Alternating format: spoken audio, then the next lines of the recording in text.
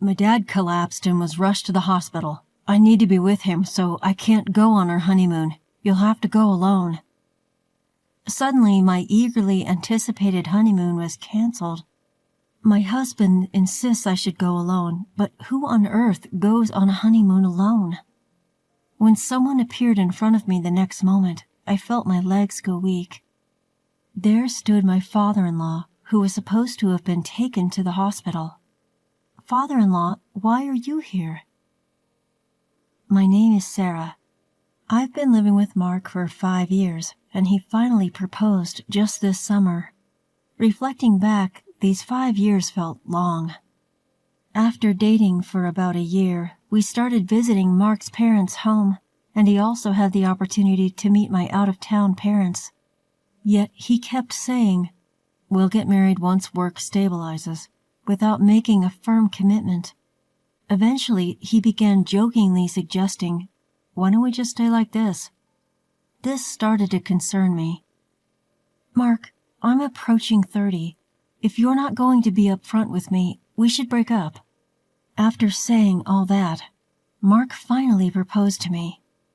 We were already close with each other's parents and had discussed everything from what we wanted at the wedding to where we wanted to go on our honeymoon. All that was left was to execute those plans.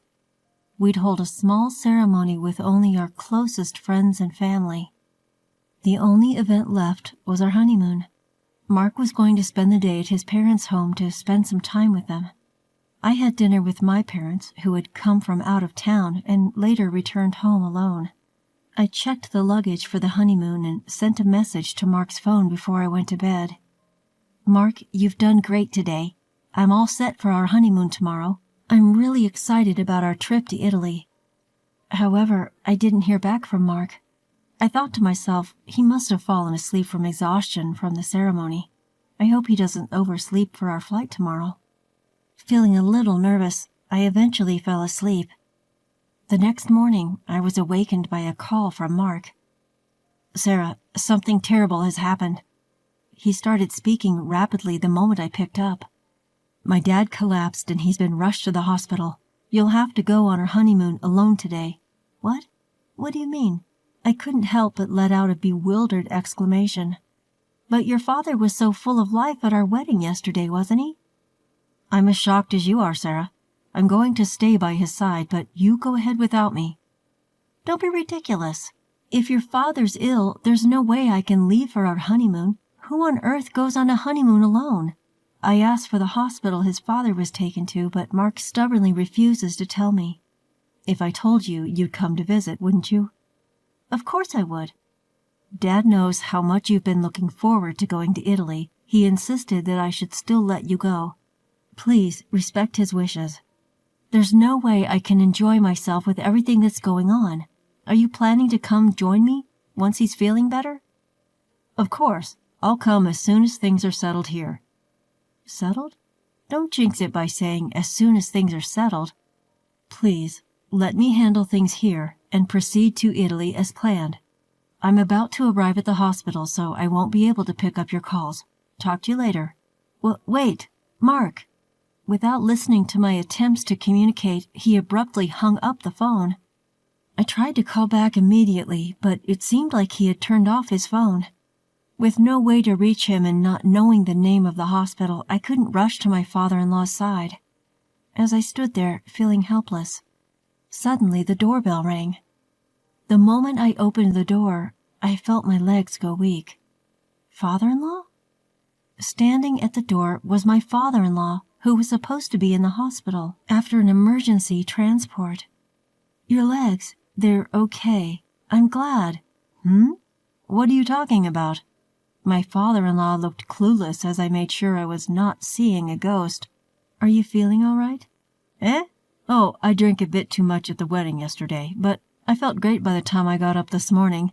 I'm definitely sober by now, and I was able to drive fine, so I came to pick you up after dropping Mark off." "After dropping Mark off?" "Yeah, you're going on your honeymoon, right? I dropped him off at the station, but then I realized I should have come to pick up you too. Let me take you to LaGuardia." I was quite confused. My father-in-law, who was supposed to be in the hospital, and Mark, who was supposed to be accompanying him there, and drop my son off at the station? Nothing made sense. That's when I realized something. My father-in-law mentioned LaGuardia. If we're going to Italy, we should be going to JFK, not LaGuardia Airport. You just said you'd take me to LaGuardia, but our honeymoon is in Italy. Oh yes, that's what I thought too. I was surprised when Mark told me this morning. We've changed at the last minute and decided to go to Alaska instead. Alaska? The more I heard, the more my mind was filled with question marks.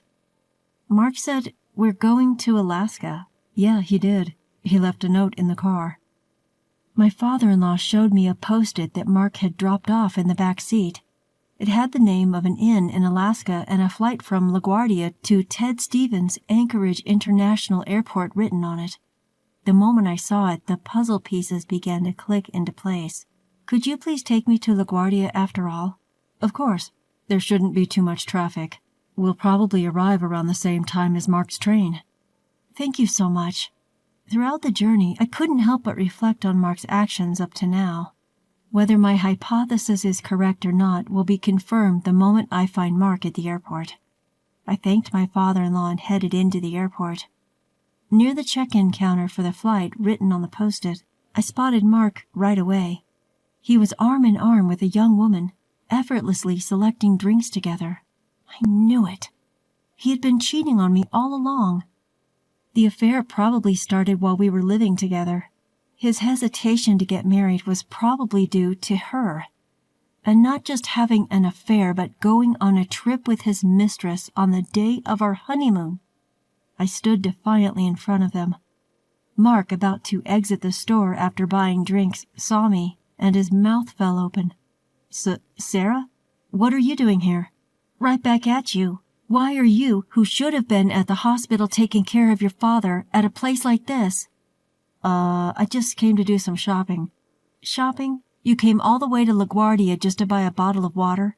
Yeah, Dad was begging for some airport water. That's funny you say that because I was just with your father. Eh? Your father came to pick me up in his car. He seemed to be doing great, which was a big surprise.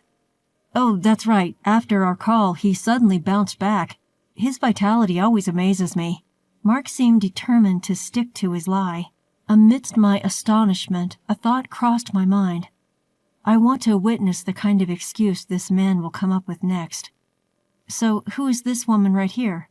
Where were you two planning on going? Well, she's the nurse who was in charge of Dad. We're on our way to check out a rehabilitation facility for him in Alaska. This excuse is just too painful to hear. I was dumbfounded and I couldn't help but let out a sigh. Enough. Your foolish lies are giving me a headache. It's not a lie. She's really my dad's... Mark's words were cut short by a voice from behind. My what? When I turned around, there stood my father-in-law. Father-in-law? I thought you headed home. I noticed something was off with you, Sarah, so I parked the car and followed you. It seems like it was the right choice. With his father before him, Mark, realizing that his lies weren't working, was visibly acting suspicious. In response to his behavior, my father-in-law asked in a stern voice, So who is this woman? Well... Just as Mark started fumbling for words, the woman beside him broke the silence. I'm Amy, Mark's girlfriend. Upon hearing this, Mark swiftly covered her mouth. Hey, what are you saying? You have to speak clearly, Mark. You don't love your wife. Hurry up and get a divorce with her. Wait. Just be quiet. Why should I? You promised to leave your wife to be with me. Isn't that why you chose me over her today? That's because you threatened me by saying if you don't go to Alaska with me today, I'll expose our relationship. I see, so that's what it is. I coldly told him. So in other words, you were having an affair with that woman. Then Amy glared at me and retorted, It's not an affair. Mark and I are serious about each other. He never wanted to marry you. By this point, I didn't even feel like arguing. That's fine. Do as you please. Leaving the two of them there, my father-in-law and I exited the airport. It was 5 days later that Mark returned home. The doorbell rang, and so I talked to him through the intercom. "Sarah, I can't unlock the door. Can you open it for me?" "Oh, about the lock. I changed it." "You changed it? Why would you do something like that without telling me?" "I don't like the idea of a stranger having a spare key to my home."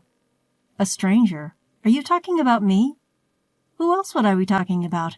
I've already prepared the divorce papers, so just quickly sign them." Wait a minute. Let me in first. We can talk after that." Keeping the door chain on, I passed the divorce papers through the crack. "There's nothing for us to talk about. Once you sign the papers, can you leave immediately?" "Don't be so angry. I've decided to break up with Amy." "Huh? What do you mean?" "Well, she's terrible. I agreed to go to Alaska because she threatened to expose our relationship, and all she did was complain that the inn was old-fashioned and the weather was bad. It wasn't fun at all. So I clearly told Amy, I have no intention of divorcing my wife. Please break up with me." I couldn't care less whether you and that girl break up or not. The only choice I have is a divorce, even if you don't agree." "Don't say that. Are you angry because we couldn't go to Italy? Well, it's a little late, but shall we go now? Are you out of your mind? How can you even suggest that?" I was wrong to think that I could have a reasonable conversation with him for even a second. There's no way a man who cancels his honeymoon and goes on a trip with his mistress has a reasonable thought process. "Sign the divorce papers right here, right now. And also, sign this document." I handed him another document through the crack. "What is this document?"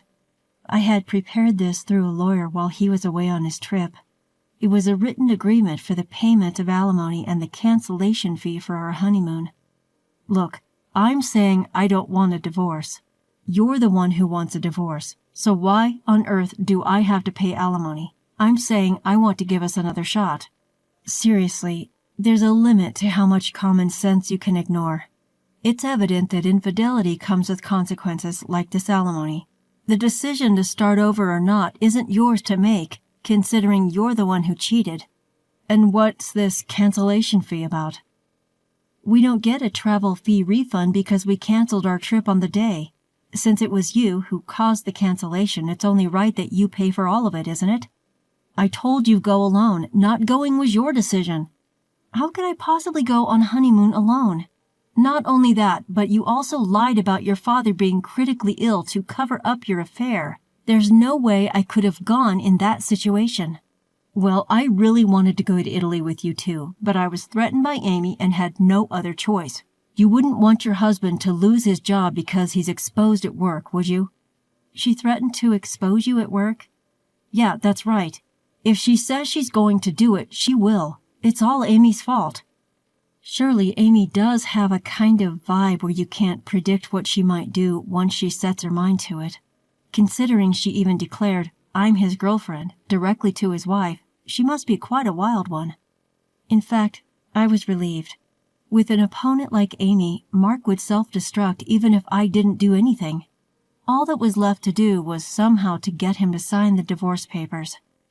Pretending to be worried, I deliberately asked him, "Hey, are you sure it's okay for you to be here?" "What do you mean?" "You broke up with Amy, right? Wasn't she angry?" "Of course she was angry, but I'm done with her." "Well, you might be fine, but what about Amy? Given her personality, I wouldn't be surprised if she storms into your office and exposes you." "Indeed, that would be disastrous. I need to go to the office and stop Amy." "Sarah, please, pass me my company key card." "This one?" I pulled out Mark's company key card from his drawer and showed it to him. "Yeah, that's the one." I quickly shook off Mark's hands as he tried to take it through the chain gap. "I'll give you the key card in exchange for your signature on the divorce papers and the payment agreement for the bill." "But—" With this, Mark would probably agree and sign. "Have you decided? You better hurry. Amy may beat you to the office." "Ah, all right." Reluctantly, Mark signed all the documents and passed them through the door gap. "Here, this is good enough, right? Hurry up and give me the key card." Once I handed over the key card, Mark ran off, heading towards the office.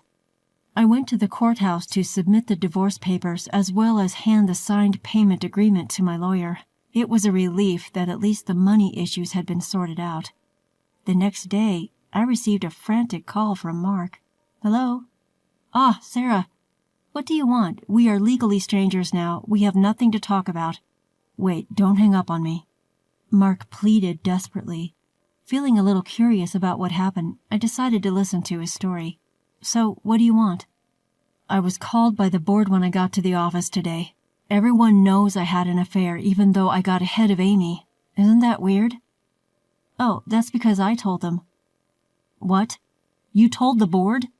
"Well, I felt sorry for them because they came to our wedding, but we got divorced so soon. You seemed busy with Amy, so I decided to explain the reason for our divorce to our guests." "Guests? You mean not just the board? You told everyone at my office?" "Yes, when I told them my husband preferred a cheatcation over our honeymoon, everyone was appalled. But how am I supposed to face everyone at work going forward?" "You don't have to hide your true self anymore. Isn't that a good thing?" "Huh. Don't mess with me. You ruined my life." "I should be saying that to you.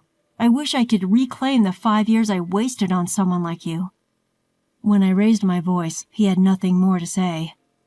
"Why don't you just be with Amy? If her feelings for you are so strong, wouldn't she support you even if you quit your job?" "No way. Nothing good happens when I'm with that woman. The only one who can support me is you, Sarah."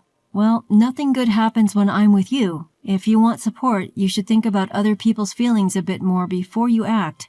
"Yeah, I truly regret it. So let's try again." "No chance. How about reflecting, turning over a new leaf, and getting back into the dating scene? Oh, and maybe find a job first." "Sarah, don't abandon me." "You're the one who betrayed me first. You'll just have to live with your regret."